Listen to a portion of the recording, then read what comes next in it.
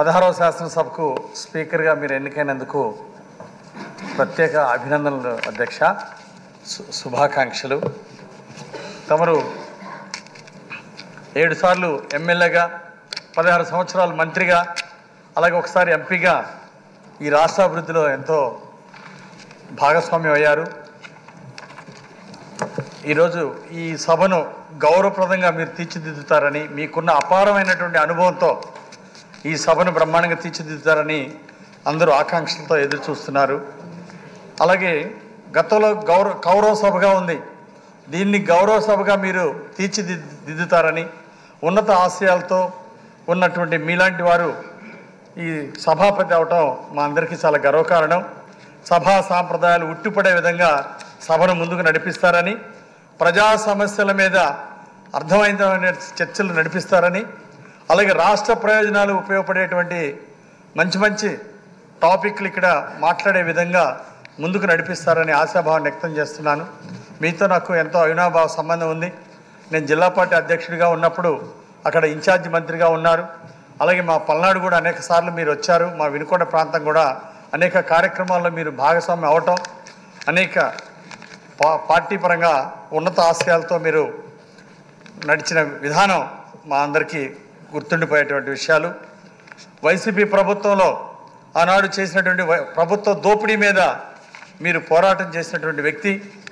అలాగే జగన్ ప్రభుత్వంలో చెత్త మీద కూడా పన్నేసినటువంటి అంశాల మీద ఆ చెత్త ప్రభుత్వాన్ని ఘాటుగా విమర్శించినటువంటి రోజులు ప్రజలు ఎప్పటికీ మర్చిపోలేరు అధ్యక్ష. అలాగే ఆనాడు మీరు చూపించినటువంటి ఘాటు స్పందనలు కానీ, ప్రజా పోరాటాలు కానీ ప్రజలు ఎప్పటికీ మర్చిపోలేరు. అధికారంలో ఉన్నటువంటిప్పుడు మీరు ఎప్పుడు కూడా ప్రజలకి దగ్గరగా ఉండేవారు, ప్రజా సమస్యలను పరిష్కరించేవారు. అలాగే ఈరోజు ప్రతిపక్ష నాయకుడు జగన్మోహన్ రెడ్డి, అలాగే వైఎస్ఆర్ పార్టీ ఎమ్మెల్యేలు ఈ సభకు రాకపోవడం చాలా దురదృష్టకరం అధ్యక్ష.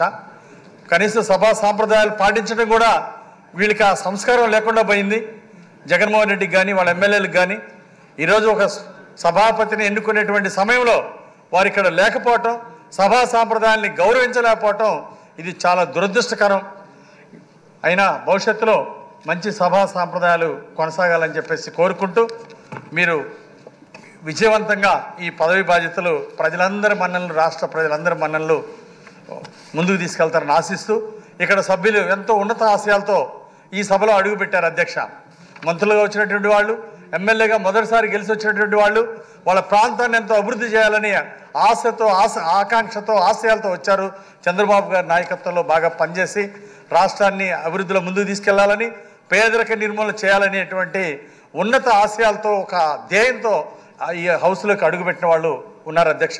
వాళ్ళందరూ ఆకాంక్షలు నెరవేరే విధంగా ఇక్కడ అర్థవంతమైన చర్చలు జరుగుతూ ముందుకెళ్లాలని, ప్రజా ప్రయోజనాలను దృష్టిలో పెట్టుకొని ముందుకెళ్లాలని కోరుకుంటూ మరొక్కసారి మీకు శుభాభివందనలు తెలియజేస్తూ సెలవు తీసుకుంటున్నాను అధ్యక్ష.